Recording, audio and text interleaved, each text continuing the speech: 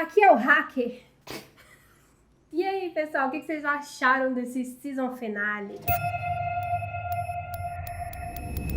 Eu juro que eu ainda criei alguma esperança do último episódio fechar essa temporada de uma maneira interessante, mesmo achando que desde o episódio 6 a história tá se perdendo um pouco. Mas, diferente das minhas expectativas, Crisis Theory foi muito conveniente em vários momentos. Eu achei muito ruim. Eu nem sabia que tinha tanto espaço para tanto Deus Ex Machina.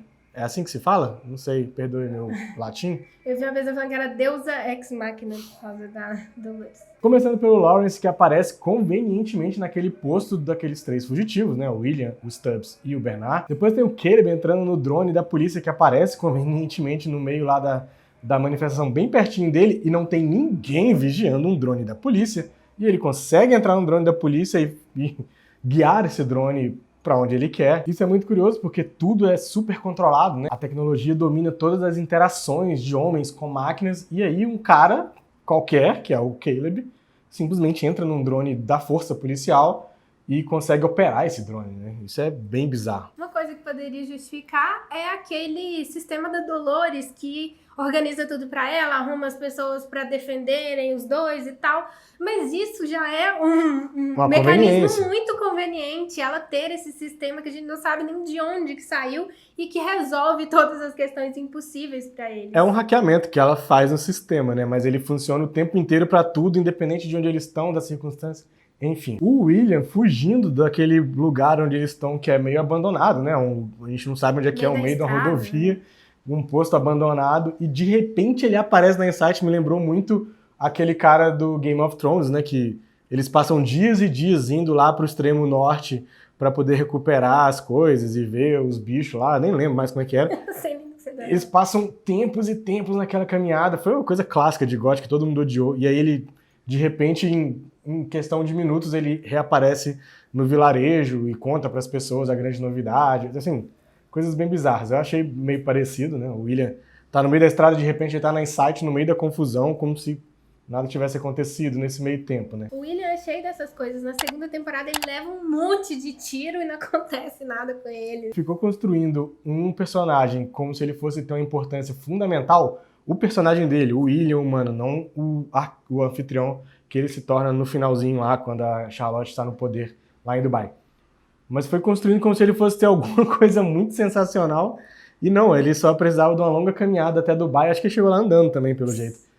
Pra poder morrer. É assim, jogaram no lixo, né, o cara. Talvez porque o Ed Harris não aguenta mais fazer, né? Ele deixou isso claro, então...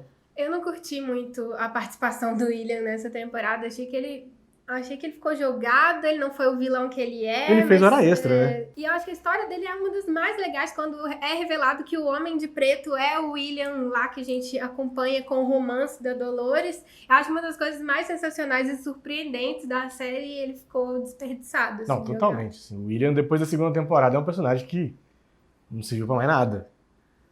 E todo aquele drama dele com a família, a questão do passado dele, aquela sessão de terapia que tem nessa temporada, que é interessante, tem uma sequência das mais legais da série nessa temporada, né? Mas tudo isso foi jogado pro lixo, assim, porque não serviu pra nada. Um outro aspecto que me chamou a atenção negativamente foi a luta da Dolores contra os capangas da Insight. É um tipo de luta que não parece ter mais lugar hoje em dia, né? Uma pessoa só combatendo inimigos fortemente armados, convenientemente nenhum acerta a mira, é impressionante, eles não atiram enquanto ela tá combatendo outro cara, né? É bem curioso isso. E também eles erram a mira o tempo inteiro, ela acerta todo mundo e ninguém acerta ela. No final a Maeve embarca um pedaço depois dessa luta, até toma uns tiros, né? Mas ela também mata todo mundo. E é uma coisa meio Steven Seagal, assim, meio Chuck Norris, que eu não sei mais se tem lugar hoje em dia, né, numa narrativa como Westworld. E não é só com a Dolores que acontece isso nesse episódio. Com o Caleb também tem alguns momentos, assim, quando ele tá entrando na Insight, tem 3 homens armados que atacam ele, mas erram tudo. O primeiro tiro que o Caleb dá, acerta, né?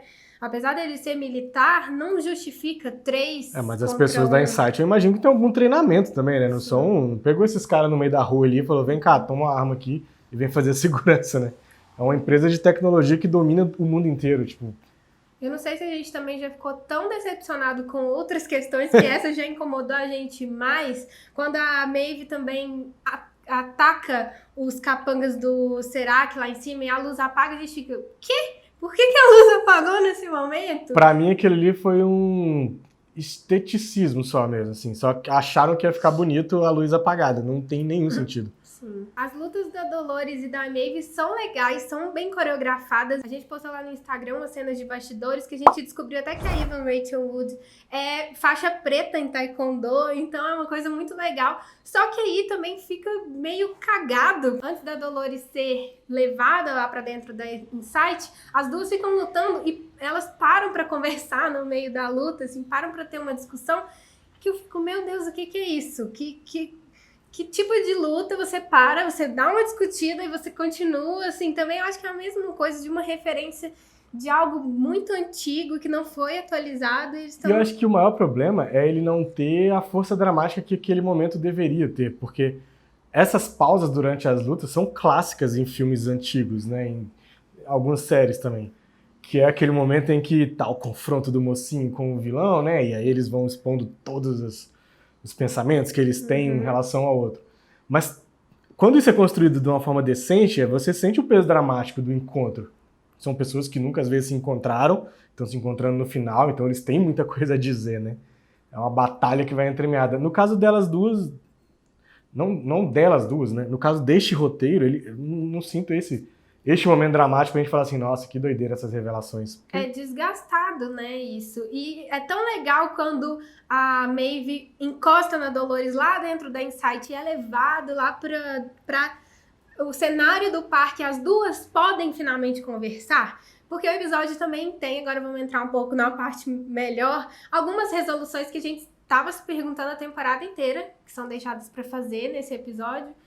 Algumas resoluções que são legais, esse momento em que elas finalmente conversam e pensam, realmente nós temos algo em comum, nós temos objetivos comuns, a gente não, elas não falam isso, mas dá a entender que elas poderiam não ter tido esse embate por tanto tempo, sendo que elas querem algo comum. A Maeve finalmente entende o que a Dolores quer fazer, e essa é uma das resoluções e um dos temas que o episódio gira, né? De o que realmente a Dolores vai fazer, o que ela quer fazer. A Dolores, pra mim, é um dos personagens mais legais, apesar dela ter tido uns escorregados, eu acho, em alguns episódios. A gente que não é culpa dela, é do roteiro. Exato.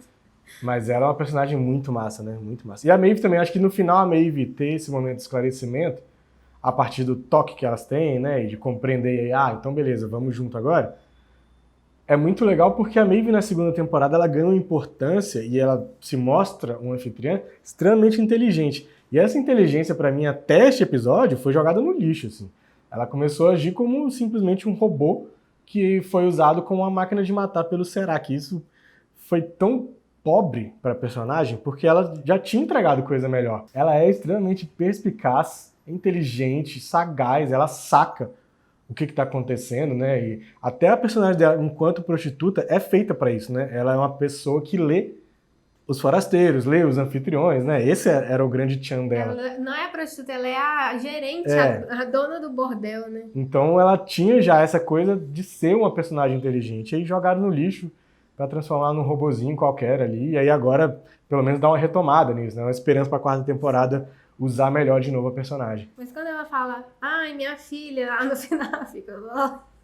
E esquece essa menina, pelo amor de Deus. A última fala, peraí.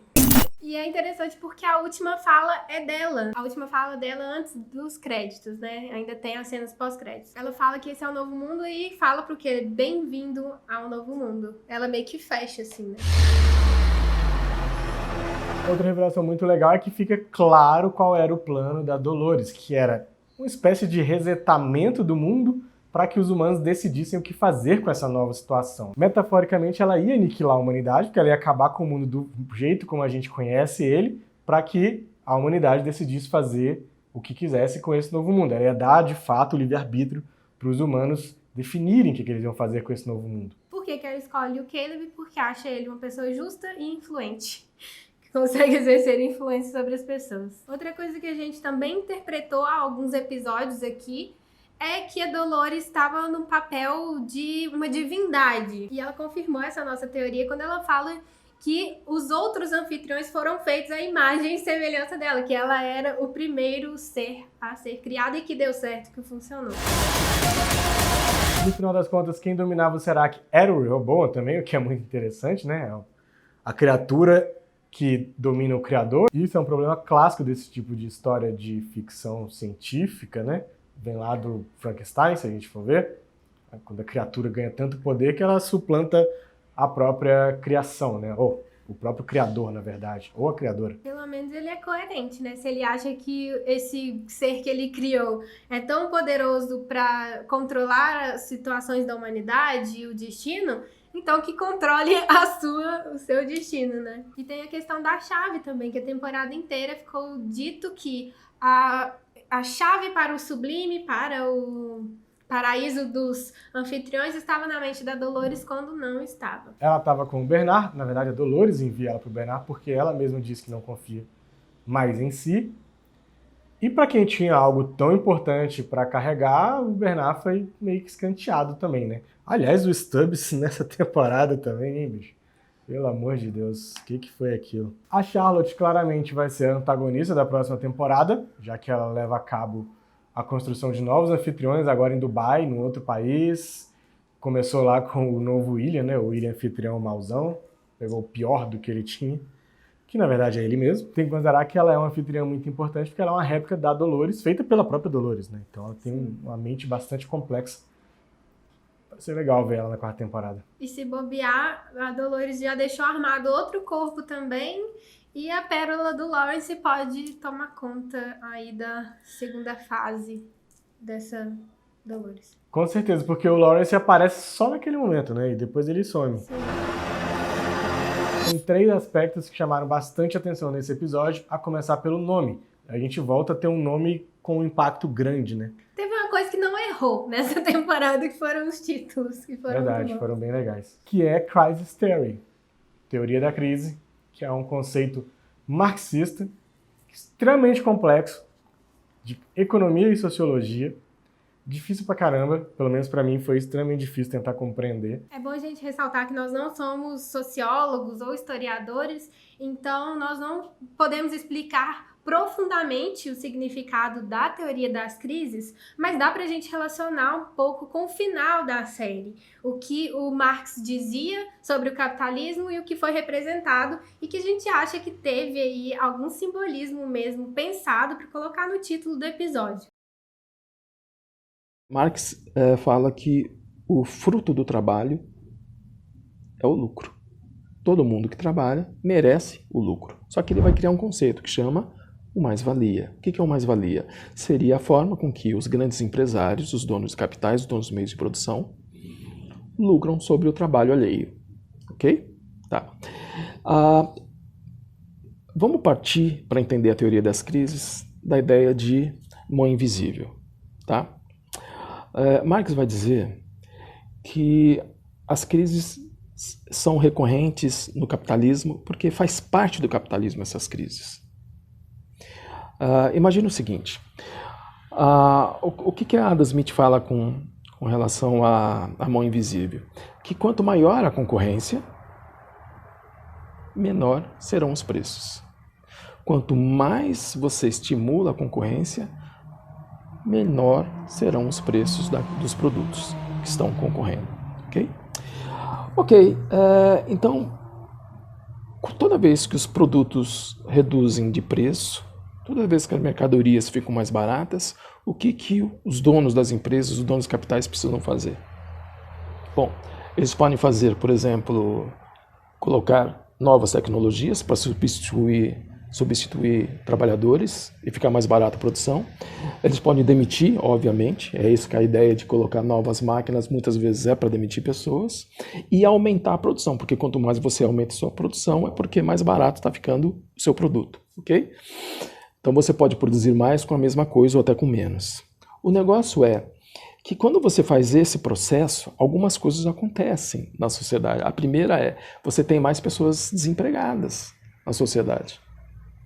Mais pessoas com mais dificuldade para comprar as coisas. A tendência, então, é um consumo diminuir.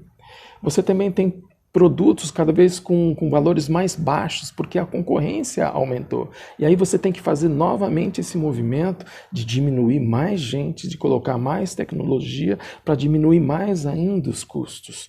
Até que chega num determinado momento que os lucros são tão pequenos que muitas vezes para alguns empresários pode simplesmente ficar inviável continuar produzindo.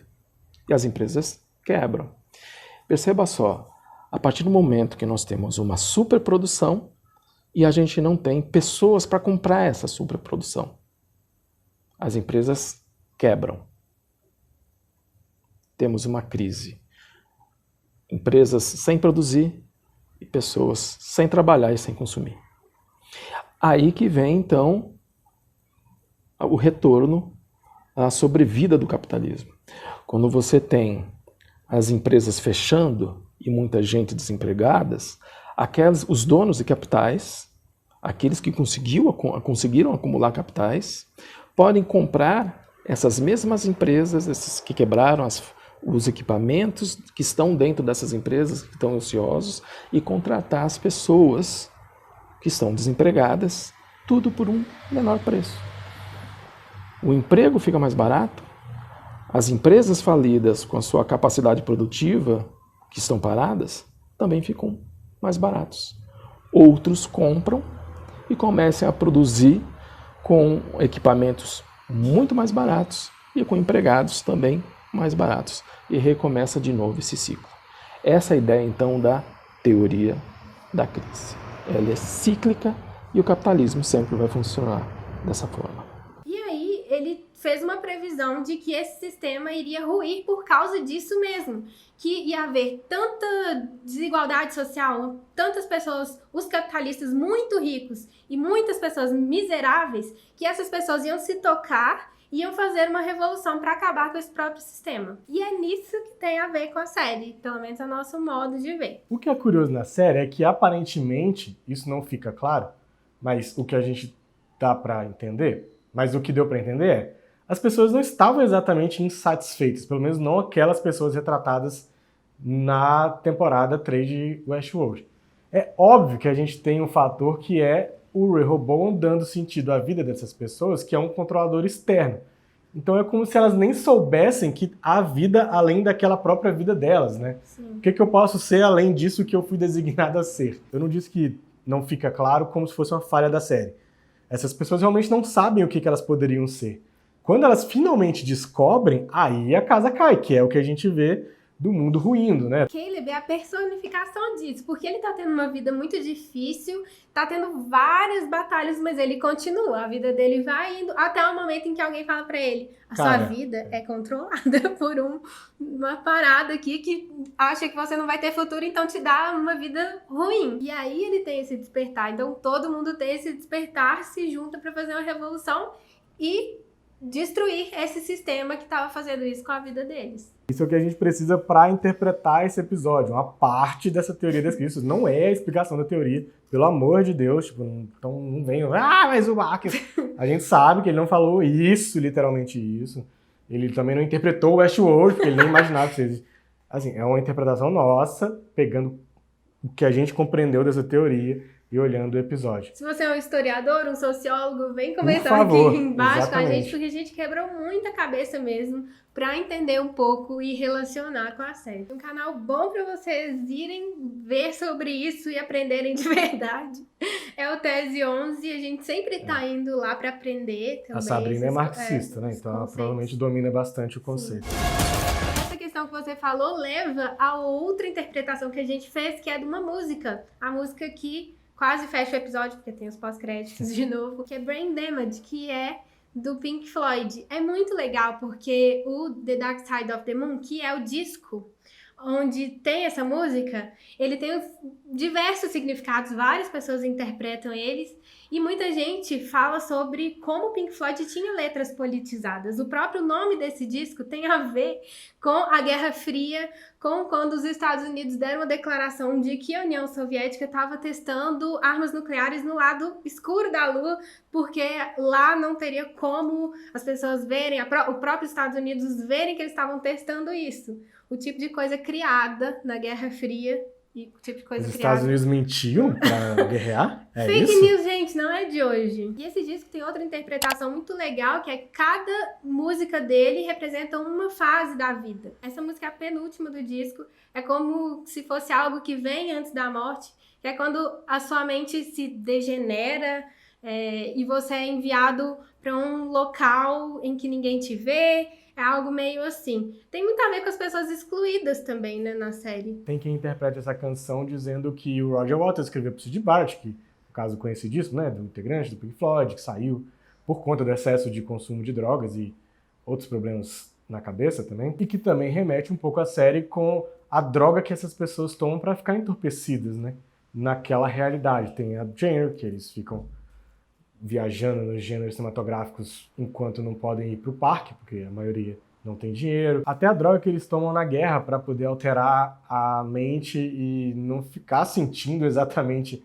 os sentimentos ruins que traz uma guerra, né? Matar um inimigo, matar uma pessoa, enfim. E outra questão que a gente ficou pensando também é do resultado de tudo isso, né? O resultado dessa revolução e o que o Caleb e a Maeve veem no final ali, umas explosões, um caos generalizado. É quase que um apocalipse, um fim da humanidade. E é interessante que a própria palavra apocalipse significa revelações. Algumas bíblias, inclusive, não existe esse livro Apocalipse, é revelações. E do que veio todo esse caos, toda essa revolta? Das revelações feitas de que a Incel controlava tudo. Tudo isso se liga, né? As pessoas...